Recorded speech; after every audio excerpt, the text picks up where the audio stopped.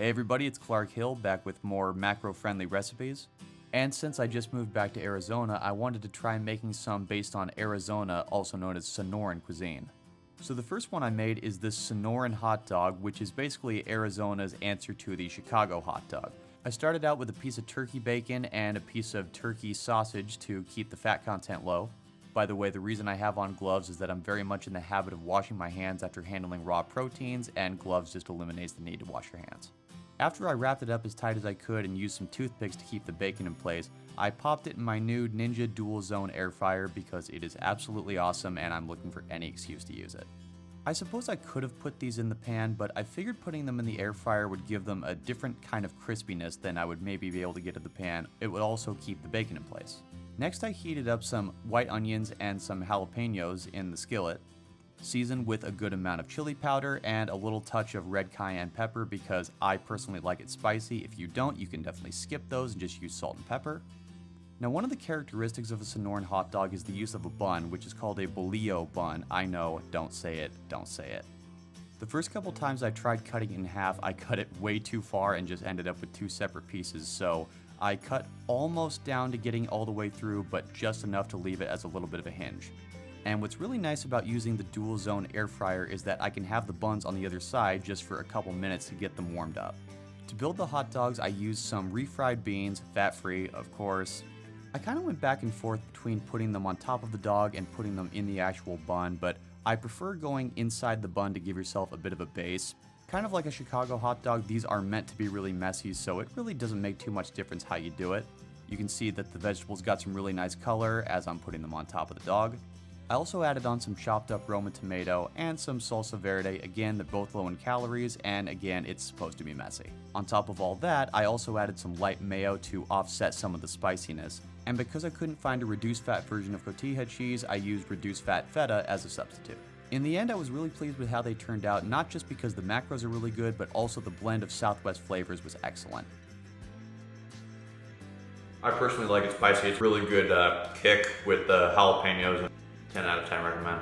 Next up was a high-protein, low-fat chimichanga, a chiseled chimichanga, if you will, which I made with a large burrito-style flour tortilla heated up in the pan to prevent breaking. Also heated up some more yellow onions, some red, green, and orange bell pepper, and some serrano pepper for a different type of heat. Seasoned that up with more chili powder, some cumin, some paprika, and a bit of minced garlic, and browned it. Now the chicken you see me adding was pre-made by me. I just put it in the Instant Pot and shredded it myself. You can also buy it pre-shredded, just make sure you keep an eye on the calories. Added some fat-free cheddar and lettuce and rolled it up. The rolling was definitely the hardest part. This is precisely why I heated the burrito up first, because if you don't, it'll break and you'll be furious. Went back to my fancy new air fryer, and I also sprayed the outside with a little bit of 0-calorie avocado spray just to give it a little extra crispiness.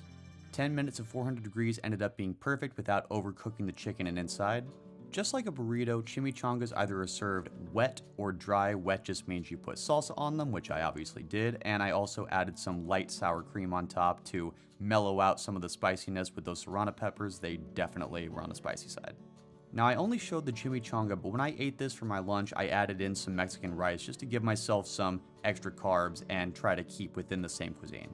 Great crunchiness from the air fryer, great kick, and of course, lots of protein, and as low fat as I could possibly keep it. For dessert, I made these Mesquite chocolate chip protein cookies, which get their name because they're made from mesquite flour. More on that in a minute.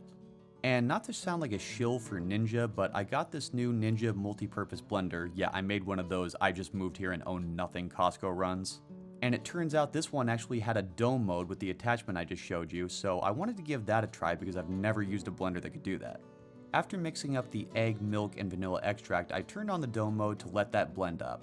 Then I added in the flour and the mesquite flour, which even though I'm in Arizona was surprisingly hard to find. I ordered that off Amazon. And I finished the dough with some collagen protein, some stevia sweetener, some baking powder, and some swerve brown sugar, and turned back on dough mode. Last but not least, I added in some sugar-free chocolate chips and some crushed up walnuts since I felt like that kind of lent itself to the nutty, earthy flavor. I gotta say, that dough mode was a pretty nice feature. Now, since these are a lower fat alternative to regular chocolate chip cookies with less butter and less oil, they're going to be a little stickier, so don't forget to spray the parchment paper and the spoon with some 0-calorie avocado oil to keep it from sticking. By the way, I just realized that I inadvertently made a full day of eating video by doing this, since what you see in this video is everything I ate for the entire day. I always like to end my day with something sweet or dessert-like so I can know that I hit all my macros in the most delicious way possible. I know I say this all the time, but after years of meal prepping chicken, rice, and broccoli for breakfast, lunch, and dinner every single day, this is a much better system and I don't think I'll ever go back. The macros, ingredients, and instructions for every recipe are down in the description. Also, I'd really appreciate it if you hit that subscribe button. The better this channel does, the more time I can devote to it. There's this cinnamon, almost nutmeg. It's almost like a gingerbread cookie. This is such a unique flavor. If you can get your hands on some mesquite flour, highly recommend it. Thanks for watching, everybody. I'm Clark Hill, and I'll see you next time.